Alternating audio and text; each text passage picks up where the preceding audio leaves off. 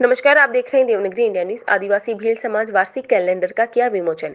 सिरोही स्थित एक निजी होटल में राज्य मंत्री ओटाराम देवासी, जिला प्रमुख जालोर राजेश कुमार राणा, सिरोही जिला प्रमुख अर्जुन पुरोहित, जावाल नगर पालिका अध्यक्ष कनाराम भील, सरपंच विमला देवी, इसरा एवं समाज के बड़े बुजुर्गों की मौजूदगी में विमोचन किया गया।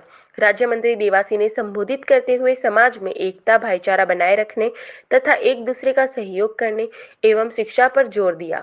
भील समाज के प्रतिभाशाली छात्र छात्राओं को राज्य मंत्री के हाथों से मोमेंटो देकर सम्मानित किया गया।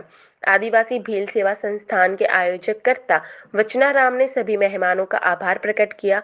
कार्यक्रम में पापूजी अध्यक्ष राजाराम गोगरा, जिला अध्यक्ष तलसाराम, भील समाज मगरा परगना अध्यक्ष वैराराम राणा, जोरा परगना अध्यक्ष उकाराम पांडी, पूर्व सरपंच भेराराम सिलोइया, एडवोकेट गोविंद राणा, मुकेश राणा, NSUI तथा समाज के सभी प्रमुख लोग मौजूद रहे।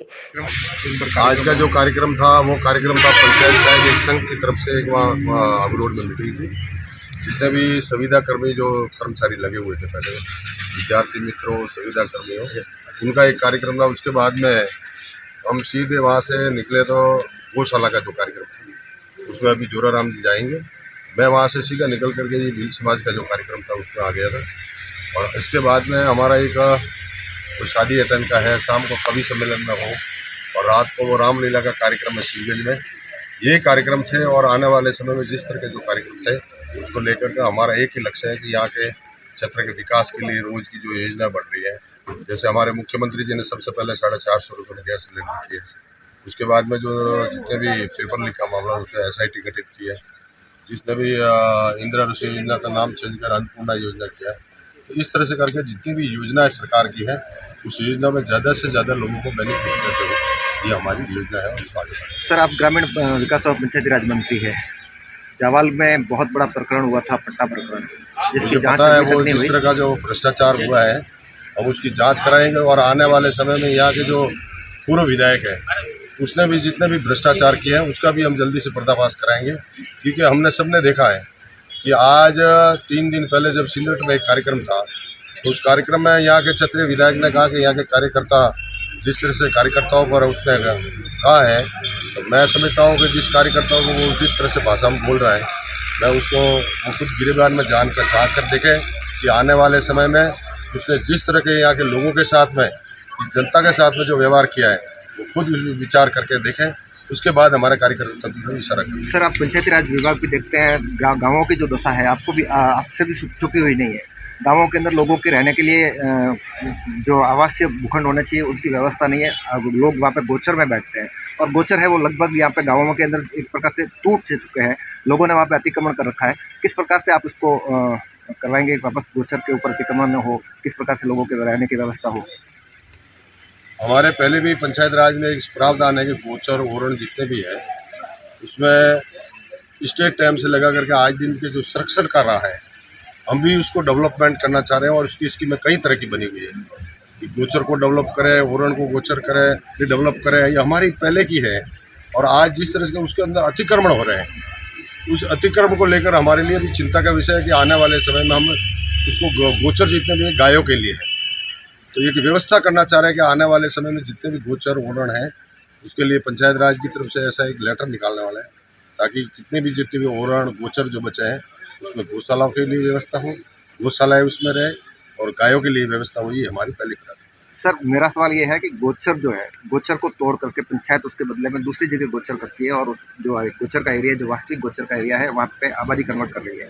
तो क्या इस प्रकार से नहीं हो सकता कि जिस प्रकार से शमशान भूमि की जो भूमि किस्मत चेंज नहीं हो सकती, उसी प्रकार से गोचर की भी किस्मत से चेंज नहीं होने का कोई प्रावधान करेंगे क्या?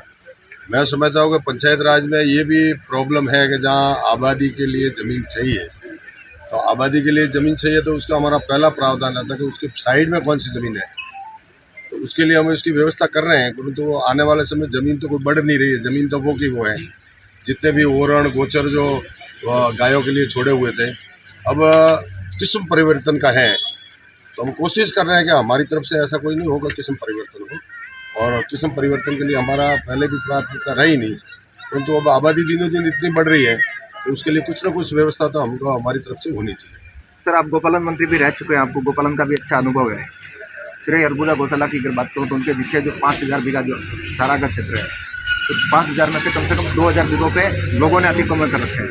किस प्रकार से काम करेंगे उस अतिक्रमण को हटाने के लिए?